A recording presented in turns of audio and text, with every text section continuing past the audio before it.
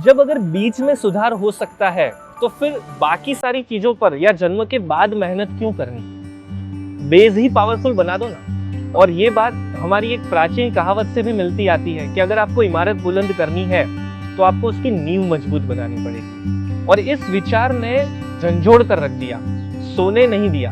और फिर हमारी जिज्ञासा और बढ़ती रही। हमने चरक संहिता, भृगु संहिता, काश्यप संहिता, मनुस्मृति, सारे ग्रंथों की प्रतों को खोजना शुरू किया, क्योंकि ये पूरा ज्ञान हमारे वैदिक कल्चर की भेंट है। हमारे ऋषि मुनि वे कोई साधु सन्यासी नहीं थे, वे वैज्ञानिक थे।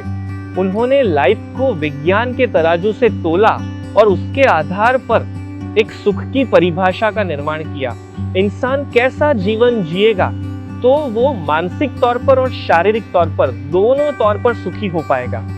इस प्रकार से उन्होंने शास्त्रों में हमारी लाइफस्टाइल को डिजाइन कर लिखा।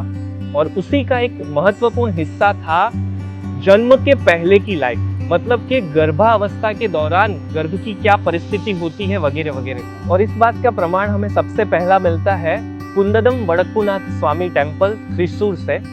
भारत का ही एक ये जाना माना मंदिर है जिसे यूनेस्को द्वारा वर्ल्ड हेरिटेज साइट के तौर पर घोषित किया गया है।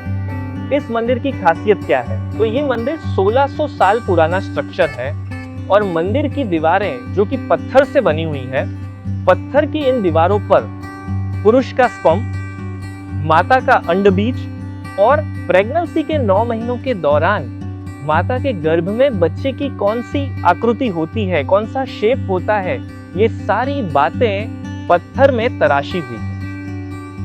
और इन सारी बातों को आज के अगर मॉडर्न साइंस से अगर कंपेयर किया जाए तो मॉडर्न साइंस ने 1895 में पहली बार एक्सरे मशीन की खोज की। मतलब कि 1895 के पहले मॉडर्न साइंस को माता के गर्भ में कैसी आकृति होती है बच्चे की ये पता ही नहीं था।